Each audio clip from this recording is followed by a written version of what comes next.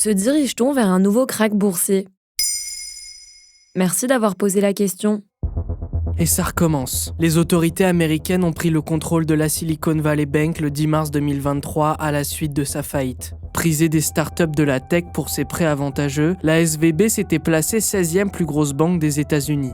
Le 12 mars, la Signature Bank subit une fermeture forcée. La contagion en cas de faillite bancaire est un phénomène classique. Le 15 mars, le Crédit Suisse, deuxième banque du pays, affiche une journée noire et débloque un prêt de 50 milliards d'euros pour sortir la tête de l'eau. Certains spécialistes craignent un remake de la crise des subprimes de 2008, ayant créé l'un des plus gros krachs boursiers de l'histoire du monde de la finance. Une crise financière qui, selon Eurostat, a généré près de 500 milliards d'euros de dette en France, de loin le pays le plus impacté au sein de l'Union européenne. Pourquoi parle-t-on de possible krach boursier? De manière générale, un krach se produit après la montée d'une bulle spéculative. Les actionnaires prennent des risques inconsidérés sur un ou plusieurs produits financiers jusqu'à ce que la bulle éclate. Et là, c'est la panique. Les investisseurs vendent leurs actions le plus vite possible, mais lorsqu'il y a une très grande offre pour une toute petite demande, les prix diminuent. La valeur des entreprises diminue également, notamment les banques. Leur cours en bourse s'effondre et c'est le krach. Le phénomène de contagion peut s'étendre sur plusieurs années. Par exemple, après la faillite américaine en 2008 pendant la crise des subprimes, il a fallu attendre juin 2011 pour que l'Europe enregistre un recul de 20% en un mois. Et peut-on parler d'un krach après la faillite de la Silicon Valley Bank?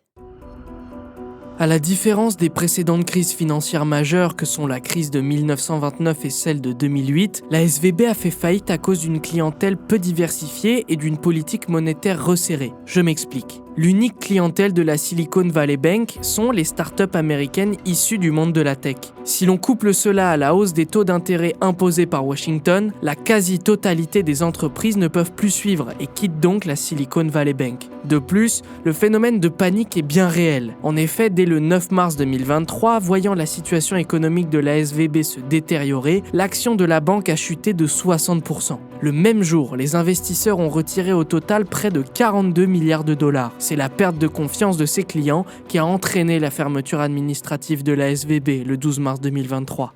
Et donc, est-ce qu'il faut s'inquiéter? En ce qui concerne la contagion outre-Atlantique, le Crédit Suisse est passé tout près de la faillite. Mais les banques centrales semblent avoir appris de leurs erreurs passées. La BNS, Banque centrale suisse, lui a tout de suite offert un soutien sans faille. Le Crédit Suisse satisfait aux exigences en matière de capital et de liquidité imposées aux banques d'importance systémique. En cas de besoin, la BNS mettra des liquidités à la disposition du Crédit Suisse. Cependant, à la suite de cette nouvelle, les bourses de Paris et de Londres ont perdu chacune entre 3,5 et 4 points. Le déclenchement d'un potentiel krach boursier dépend donc entièrement des investisseurs et actionnaires qui cèdent ou non à la panique. Voilà en quoi nous nous dirigeons vers un nouveau krach boursier. Ou pas. Maintenant, vous savez. Un épisode écrit et réalisé par Samuel Limbroso. Ce podcast est disponible sur toutes les plateformes audio. N'hésitez pas à répondre au sondage du jour sur Spotify. Et si cet épisode vous a plu, vous pouvez également laisser des commentaires ou des étoiles sur vos applis de podcast préférés.